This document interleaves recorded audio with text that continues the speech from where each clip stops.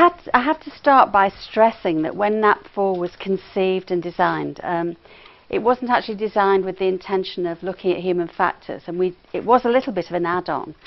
But in the intervening period, human factors burst onto the medical scene, and lots of enthusiasm in certain quarters anyway.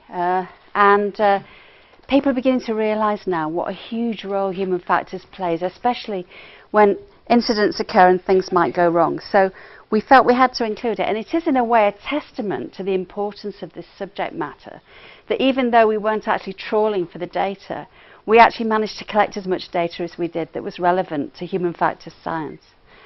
Most of it actually in the free text that people wrote. The chapter on human factors is slightly different from some of the others in that we do realise that although people have heard of human factors, they don't necessarily understand it in detail or perhaps contextualise it with their own practice. So we went to a lot of lengths really to actually set the scene and make it clear where we were coming from, and I've tried to do the same with my slides. So just to be absolutely clear, so that we know what I'm talking about and what I want you to understand by human factors, we have a definition. And human factors theory focuses on a range of topics associated with human abilities, or lack of abilities, behaviours and limitations in the context of workplace safety. And it's very important to understand the theory operates on two levels, on a system level and an individual level. System-wise, the theory can be applied to influence the design of many things to do with the delivery of the work that we do: tasks, equipment, workplace layout, job planning, myriad things, which make allowances for human capability or lack of it in complex working environments. On an individual level, human factors theory describes the non-technical skills which complement individual technical skills. Of course, medicine traditionally has been very, very good at delivering technical skills training, but we've largely neglected a lot of the non-technical stuff which other industries latched onto decades ago. But they know that these non-technical skills can help us to perform safe and efficient tasks. They're cognitive, social and personal skills, and they include, and this is not an exhaustive list, things like effective communication, team working, leadership, decision making, situation awareness and stress management. One of the very simple models that we've used in the chapter is this idea of an error chain. This is about as simple as you can be in terms of looking at the root causes of an accident. And in the red box there we have system errors, also known as latent failures, because they lie there like pathogens, sometimes for years, waiting to get you, accidents waiting to happen. And we hypothesized an airway incident on the basis of this error chain concept. So here we have a trust where there's been no opportunity for the multidisciplinary team to practice for these rare events. They're often short of staff. They often schedule people to work in a way that makes it very difficult to undertake thorough assessments. And they do have a difficult airway trolley, but some of the kit's missing. In the blue box there, we've got human errors, also known as active failures, because those are the things that are actually happening in real time. And if we know nothing else about human beings by now, we should realise none of us are perfect, and we do all make mistakes from time to time. And the mistake that today's anaesthetist is making is he's been scheduled to do 2 lists with a very short time space in between. His afternoon patients came in late morning. He's been in a bit of a rush to see them all and try and get started on time. They all look pretty fit and healthy, and he didn't bother to do a formal airway assessment on his patient.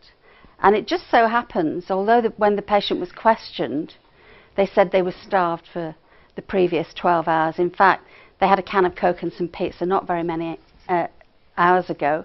And these are these sort of bad luck, if you like, happenstance events, catalyst events that may be a feature in the error chain, but they're things that you often can't do anything about, because there's no way of picking them up really. And if the patient doesn't tell you the truth, I suppose you could argue it was a system fault, in that if he'd had a bit more time to do his assessment, he might have been able to explain the risks more carefully, and then the patient might have fessed up, but you don't know.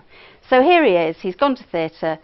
These 3 things have come together, set up an unsafe situation potentially, and then we could say his situational awareness is poor. And A lot of these things he won't be thinking about. He doesn't know that the team are about to underperform. He doesn't know that they don't know where the difficult airway trolley is. He doesn't know that when he asks for a specific piece of kit which might get him out of the problem he's in, it's not actually on the trolley. But he does know that he didn't assess the airway. And that should be a red flag, because he shouldn't be starting the case without having done that assessment. And then at least he would have given himself a fighting chance to have the trolley in the room and have checked its contents. So unfortunately for him, the case went on, the final error occurred. He had a can't intubate, can't ventilate, which was complicated by half a can of Coke and a few chunks of pizza, which contaminated the patient's airway. As I said before, this is a very simple view of how accidents occur. And you'll all have seen this before. In fact, frankly, I'm quite sick of seeing it, really. But I have got a new twist. This is, of course, is James Reason's Swiss cheese model. It's great because it explains in a more dynamic way how if you put barriers in your system, there will always be defects, but if you work hard to get a good system running, the holes in the cheese will be small and the chance of the accident passing through them all lining up will be slim. But this model only applies to industries who are already high reliability organisations, who've already done all the things that they need to do to try and make the holes as small as possible. And in fact, in healthcare, the truth is probably much more like this. The holes in the cheese are so big, essentially the barriers might as well not be there, because we haven't invested time. And we're all busy, and incident reporting and root cause analysis isn't very sexy or attractive, so we tend to involve ourselves in lots of other things. So this means that far too much reliance gets placed on the frontline staff. That's your last slice of cheese there, which makes it all the more important that, especially now until we do get our systems better organised, that we do work on our individual non-technical skills and get some improvement there. If healthcare really wanted us to be safe, they wouldn't present us with things like this. This is an accident waiting to happen. A whole range of drugs, all the packaging is identical, all the ampoules are identical. They wouldn't expect us to take responsibility for managing airways, and we've all heard how important that is. We all know we're all anaesthetists, without having all the requisite equipment there to hand and without giving people training in practicing how to deal with emergency situations that happen very rarely. Fortunately for me, I should be able to keep to time because Les has already gone through some of the points that I've got here on the slides. He's already mentioned the fact that we have shortages of equipment, perhaps equipment that's not been updated or properly maintained, and this is often because of incompatible goals between financial and clinical need.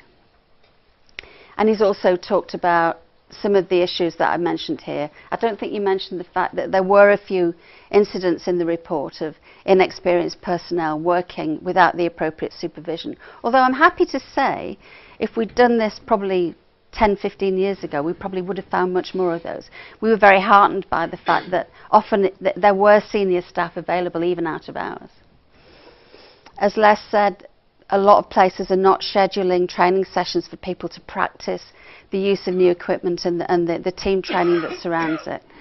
And often people didn't know where things were, hadn't used the kit before, knew it existed but were afraid to use it. Les also mentioned poor communication systems. There were examples of people needing information and not having a clue how to go about it, especially out of hours. Sometimes they specifically requested documentation in an elective situation, and the records could not be made available. And sometimes people were rostered with such ridiculous on-call commitments that no one could find them when they were needed at the appropriate moment. I'm not sure whether anyone's mentioned this yet today, but this is kind of a hallmark, really, of healthcare. We do have cultural values which are very different from those found in a lot of high reliability organisations. We tend to tolerate cultures which induce or allow cutting corners, starting without all the investigations in place. And we don't think there's anything wrong with that, which isn't surprising really, because we've been seeing people do that for decades and it seems normal to us. There there is a requirement now by the MPSA for all organisations to undertake checklists in certain situations, like in the operating theatre. But I think the way that that's been implemented has sometimes been without proper training, and it's patchy to say the least. And I wouldn't say that all the organisations I'm exposed to have exactly embraced it with enthusiasm. So there's some good and there's some bad in there. I've already mentioned how personal workload can affect the ability for people to do a good job. And Les mentioned the reluctance to undertake formal analysis of adverse events and even to push it under the carpet by saying, oh, well, it's that incompetent anaesthetist again. We did have one or two instances of people making inappropriate remarks. Before I go on to the individual non-technical skills, I just want to try and explain the baseline that I'm working from. Probably most of us here think that we work in a team in the operating theatre. Well, if you take somebody who's an expert in teamwork and safety behaviours, and I did a research project for 2 years with just such an expert, he will tell you, actually, you have a bunch of disparate individuals who happen to be working in the same room, and very few of the behaviours that we display have anything to do with teamwork. And I have great difficulty in convincing people that there's any truth in this. But imagine, here's our anaesthetist at the top end. He's worried about how he's going to get this patient to HDU, which is miles away down the corridor, and then assess the patient that came in late that's coming next. The surgical team here are a bit worried. They're trying to rush because they don't want their last case to get cancelled. And this poor lady here, I'm not trying to stereotype here, it's just something I'm making up as I go along, really. This poor lady here, it's Thursday today, and she's finished late every night this week, and she's desperately hoping that she's going to be able to get away on time because it's her son's birthday this evening. So that doesn't bear a lot of resemblance to one definition of teamwork, which is supposed to be a group of people all intensely focused on achieving a particular objective and doing it in a safe and proper way. Some of the American commentators have a very interesting analogy that I'll just quickly mention to you now, and they call it working in silos. Now, a silo is a mass storage unit for keeping things in, and I suppose if these were the anaesthesia, surgery and nursing teams, they'd be full of knowledge, skills and attitudes. The problem is, once that's in the silo, there may be some good things going on inside. You know, we have nice good working relationships with a lot of people in our team, the ODPs, other anaesthetists. But when you actually look at the communication going on between the teams, it tends not to be so smooth and comfortable. It tends not to feel quite so good, and it doesn't take very much stress within the workplace for that to start to break down or to become dysfunctional. And actually, most of you work in healthcare, I'm sure. I like that ringtone. I said, give her a prize for the best ringtone. Spooky. You'll all recognise this. If you look at it from a system point of view, I'm sure you will all have experienced different departments taking decisions in isolation without any regard whatsoever for how it might affect the other departments. So you have theatres here wanting a patient now because they're running late and they've got a gap. The ward haven't got the patient ready yet and don't much care because they're busy anyway.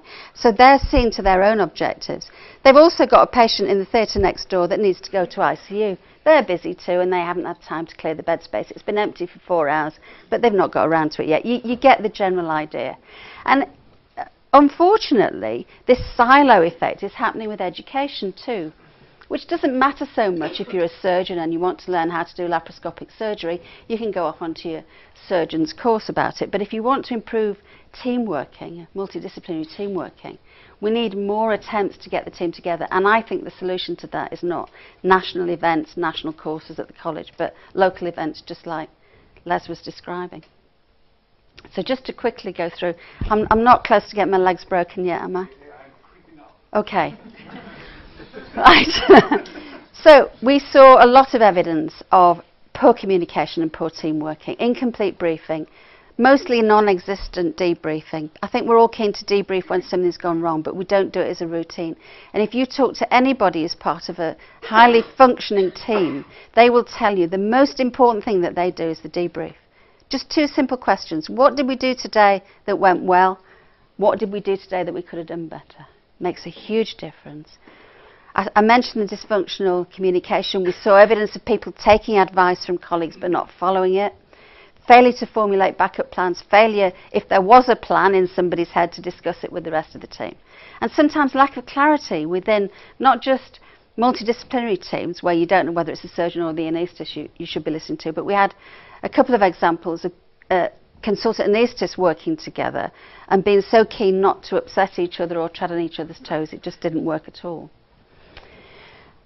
We've heard about failure to undertake appropriate investigations. There were several cases where the outcome might well have been different if they'd only done a few more investigations. The reason people sometimes don't use the capnography, even though it's there, is because they're working in a context that's different from the norm. Somebody who would always use it in theatre goes down to A&E to do a case, and because they're in a strange environment, they just forget, or they don't realise it's there. There were attempts to use unfamiliar equipment inappropriately, and also times when the equipment was there but people were afraid to use it because they hadn't been trained to use it. And again, this overriding thing that we have in healthcare, this sort of casual risk casual attitude to risk and a tendency to sometimes be overconfident. Now, we don't want to damp that down too much. In healthcare, we need people who are good at dealing with uncertainty, because we deal with a lot more uncertainty than many other industries do. So we need to keep that, but try and get people to do it in a more structured way. There was little evidence of good leadership in some cases. There was a certain peer tolerance of poor standards, where in another organisation, one pilot might say to the other, well, I don't think you should do that, and if you don't stop it, you know, I'm going to mention it. We just say, oh, well, yeah, it works out all right for him and it's fine. Lots of evidence of a failure to do a thorough airway assessment. Nearly a third of the cases that were reported, there was no formal airway assessment undertaken. And there was, as well as inadequate checking and failure to request previous records, there was also an inability to cope once the stress levels start to rise. Everybody retreating back into their little silos. I've nearly finished, Ian. We did see some fixation errors. People failing to recognise the passage of time and failing to abort a plan that's not working and move to another solution. We also saw people wrongly interpreting situations, assuming that because the patient had an anaesthetic 4 weeks earlier, that the clinical situation was still the same, but maybe they had a rapidly developing tumour and everything had actually changed, and they ended up with a can't intubate, can't ventilate situation. And one of the hallmarks of when it's really starting to go bad is a last-minute change of plan or frequent changes of plan because nothing's working and we're all running around like headless chickens. So I'm not going to go through this because Les has already mentioned it. We saw evidence of good and bad judgment which changed the outcome, sometimes in a positive way, sometimes not so positive. There was some criticism of team and social behaviours. There were one or two bad communications, but also some good communications going on. We did ask the reporters to comment on their opinion of whether or not there was defective judgment or poor teamwork. And in every instance, in all three areas, anaesthesia, intensive care and the emergency department, people were admitting and saying, yes, actually, we do believe that this was the truth. So finally, quick rush through the recommendations. Les has already said we believe that human factors should be integrated, but as early as possible. Get it in the undergraduate curriculum and in all the training for all the different specialties. The World Health Organization didn't do a fantastic job on the checklist, but they did a superb job on the undergraduate curriculum for human factors. If you go on their website, you can find it. Okay, it's a good starting point. It should be a part of all corporate mandatory training so people at least have been exposed to the concepts, and we should have an opportunity for multidisciplinary teams to practice together. People don't use guidelines and protocols. If they were actually there in the anaesthetic room when you were given the anaesthetic, there might be a better chance. And this team training is another opportunity to reinforce the use of guidelines. Healthcare is miles behind everyone else in terms of building an organisational safety culture. We have to encourage reporting, and we have to make sure that all incidents are reported according to best practice guidelines, because the tendency often is the more serious the event, the more likely the organisation are to try and stitch it up in some way and not look at it properly. And of course, we need to do a lot more talking to each other, briefing and especially debriefing. That's the critical thing. Do you know that the checklist has a debrief on it? If you get a show of hands in an anaesthetic audience, only about 20% of the audience tend to know that the checklist requires a debrief. And those senior people within the organisation should lead by example and start using these techniques. And that's all I have to say, Ian. Thank you.